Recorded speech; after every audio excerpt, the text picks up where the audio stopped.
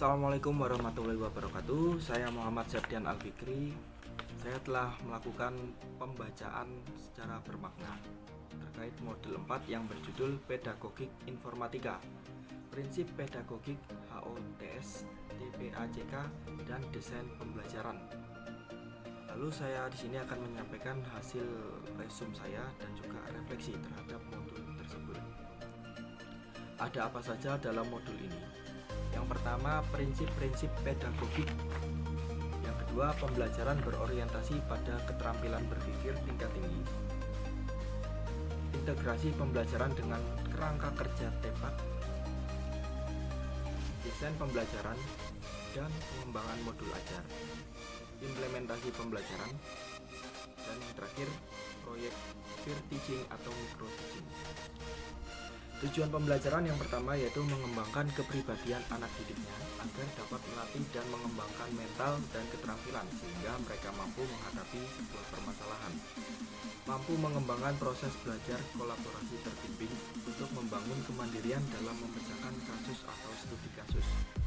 Yang ketiga, mampu merancang silabus dan asesmennya sesuai dengan karakteristik peserta didik serta sarana dan prasarana yang ada di sekolah atau lingkungan belajar peserta didik. Yang keempat, mampu mengimplementasikan model pembelajaran informatika dengan atau tanpa fasilitas teknologi informasi, yaitu plug atau unplug. Dan yang terakhir, mampu mengembangkan modul ajar informatika dengan mengimplementasikan pembelajaran HOTS dan mengintegrasikan kerangka TPACK. Lalu kerangka materi pada modul ini ada 4 ya. Bab pertama yaitu prinsip-prinsip pedagogik, di mana ada karakteristik peserta didik, teori belajar dan prinsip pembelajaran yang mendidik, isi dan kurikulum, potensi peserta didik, keterampilan komunikasi peserta atau proses penilaian dan evaluasi. Selanjutnya bab 2 ada pembelajaran berorientasi HOTS. HOTS di sini adalah High Order Thinking. Yang pertama ada konsep keterampilan berpikir tingkat tinggi atau HOTS, taksonomi belajar, tujuan pembelajaran, aktivitas dan model pembelajaran berorientasi HOTS. Selanjutnya bab 3 integrasi pembelajaran dalam kerangka TPACK. Dan yang terakhir ada desain pembelajaran dan pengembangan modul. Di sini nanti akan memahami capaian pembelajaran, menyusun tujuan pembelajaran, menyusun alur tujuan pembelajaran, dan yang terakhir menyusun modul pembelajaran. Prinsip-prinsip pedagogik. Yang pertama adalah memahami karakteristik peserta didik, mengetahui dan memahami teori belajar dan prinsip pembelajaran pendidik, menguasai konten dan kurikulum, memahami potensi peserta didik, mengetahui dan menguasai keterampilan berkomunikasi, dan yang terakhir memahami proses penilaian dan evaluasi belajar. Lalu selanjutnya di sini ada karakteristik para peserta didik. Karakteristik sendiri ialah suatu yang melekat dan dapat menjadikan sebuah ciri yang dapat diidentifikasi sebagai sebuah pembeda. Setiap individu memiliki karakteristik yang unik dan dapat diamati. Dalam konteks pendidikan, memahami karakteristik peserta didik dapat membantu guru untuk menciptakan pembelajaran yang efektif sehingga dapat membantu pembelajaran yang mendukung kebutuhan setiap individu peserta didik. Karakteristik peserta yang perlu diperhatikan meliputi yang pertama adalah etnik, kultural, status sosial, minat, perkembangan kognitif, kemampuan awal, gaya belajar, motivasi, pengembangan sosial, moral dan spiritual, dan yang terakhir adalah pengembangan motorik.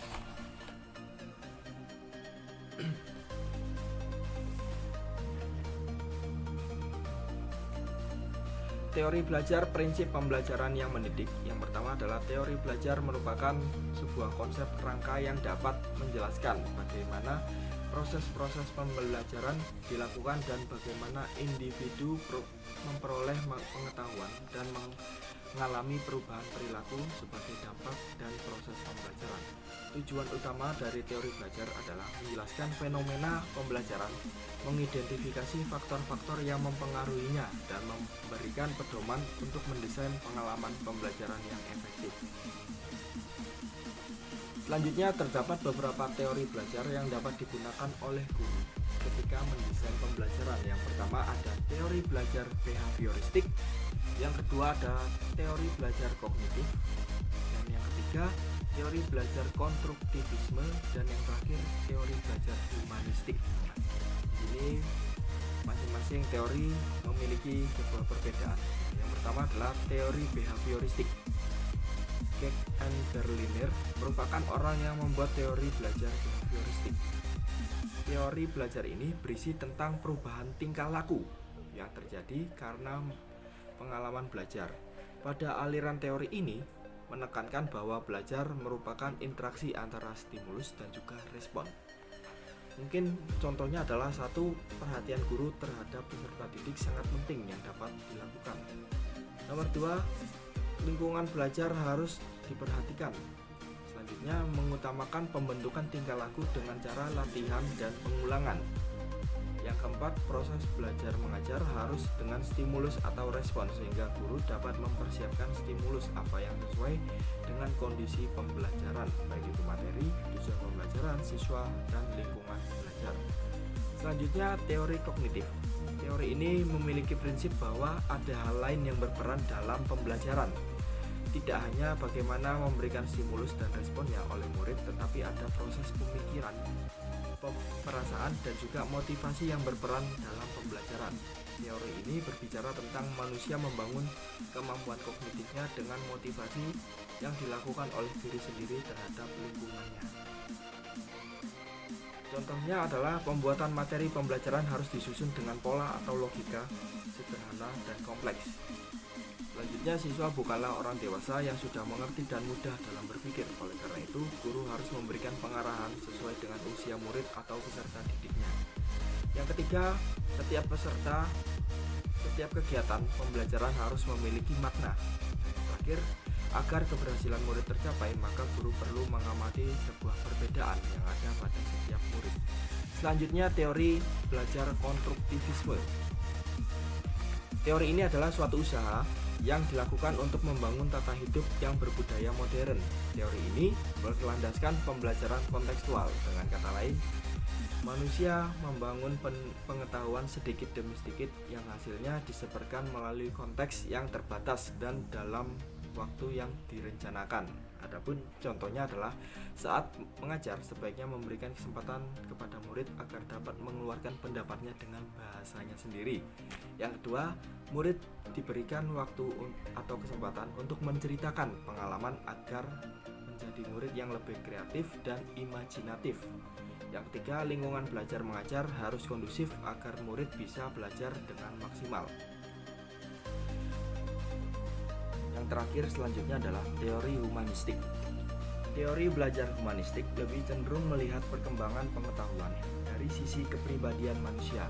Hal ini dikarenakan humanistik itu sendiri merupakan ilmu yang melihat segala sesuatu dari sisi kepribadian manusia. Teori ini juga bertujuan untuk membangun kepribadian murid dengan melakukan kegiatan-kegiatan yang positif. Contohnya, 1.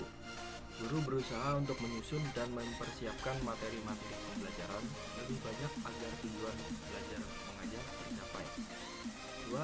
Guru harus tetap santai ketika mendengar ungkapan-ungkapan dari murid yang memberitahukan bahwa ada perasaan yang kuat dan dalam saat belajar proses pembelajaran. Yang ketiga, dalam teori ini guru juga sangat berperan sebagai fasilitator. Maksudnya guru diharuskan memberikan perhatian kepada murid dan menciptakan suasana kelas yang kondusif. Selanjutnya adalah pembelajaran berorientasi pada keterampilan berpikir tingkat tinggi atau high order thinking skill. Menurut jenjang taksonomi Bloom, dalam proses pembelajaran keterampilan yang digunakan untuk mengidentifikasi proses tingkat tinggi secara mendasar dibagi menjadi dua bagian. Yang pertama adalah keterampilan tingkat rendah, yaitu mengingat, remembering, memahami, understanding, dan menerapkan, applying. Dan yang kedua adalah diklasifikasikan ke dalam keterampilan berpikir tingkat tinggi berupa keterampilan menganalisis, analyzing, mengevaluasi, evaluating, dan mencipta atau creating. Keberfungsian HOTS, Higher Order Thinking Skills, ada 3 yang mencakupi, yaitu yang pertama as transfer of knowledge, yang kedua as problem solvers, dan yang terakhir as critical creative thinking. Yang pertama adalah sebagai transfer knowledge. Secara umum terdapat dua pendekatan umum dalam proses pembelajaran, yaitu learning of recalls, belajar untuk mengingat, dan learning of transfer knowledge, belajar untuk mentransfer pengetahuan. Learning of recall, walaupun keduanya sama-sama membutuhkan pemikiran, namun belajar untuk mentransfer pengetahuan merupakan suatu pembelajaran yang lebih bermakna. Yang kedua, sebagai problem solving. Tujuan pembelajaran ini adalah agar siswa dapat mengidentifikasikan dan menyelesaikan permasalahan yang dihadapi di kehidupan akademik maupun kehidupan nyata, termasuk mampu untuk menciptakan solusi baru untuk menyelesaikan masalah yang mereka definisikan sendiri atau yang ditemui dalam kehidupan sehari-hari. Dan yang terakhir, sebagai critical thinking and creative thinking.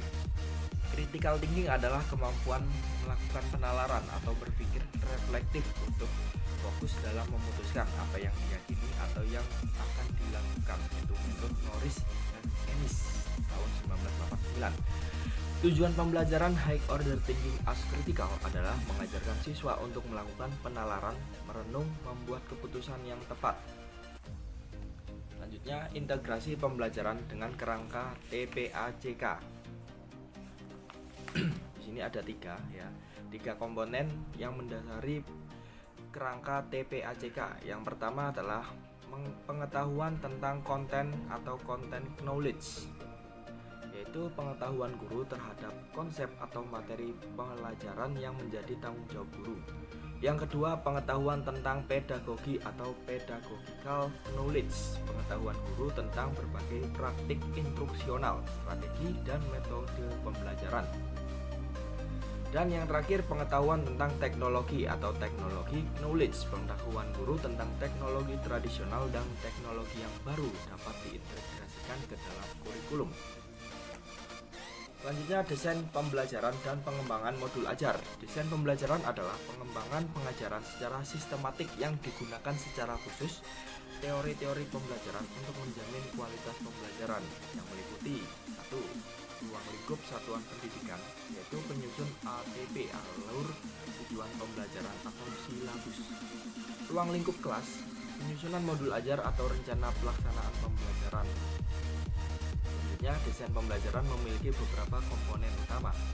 Yang pertama, pembelajar atau pihak yang menjadi fokus yang perlu diketahui meliputi karakteristik mereka, kemampuan awal, dan prasyarat. Selanjutnya, tujuan pembelajaran, analisis pembelajaran, strategi pembelajaran, bahan ajar, dan penilaian belajar tentang pengukuran kemampuan atau kompetensi yang sudah dikuasai atau belum. Terakhir, penutup dari saya, setelah melakukan pembacaan bermakna dari modul 4 ini, saya harap modul ini dapat memperkuat kompetensi kita, terutama dalam mata pelajaran informatika, khususnya untuk saya sendiri dalam keilmuan informatika, pemahaman materi berpikir komputasional, literasi digital, serta pembelajaran informatika yang inklusif. Informatika juga sebagai mata pelajaran diberi amanat untuk membekali peserta agar dapat memecahkan masalah melalui berpikir kritis, logis, dan sistematis, di samping membekali kemampuan dasar pemrograman dan kecakapan digital baik di lingkungan sekolah maupun kehidupan sehari-hari. Sekian dari saya, kurang lebihnya mohon maaf. Assalamualaikum warahmatullahi wabarakatuh.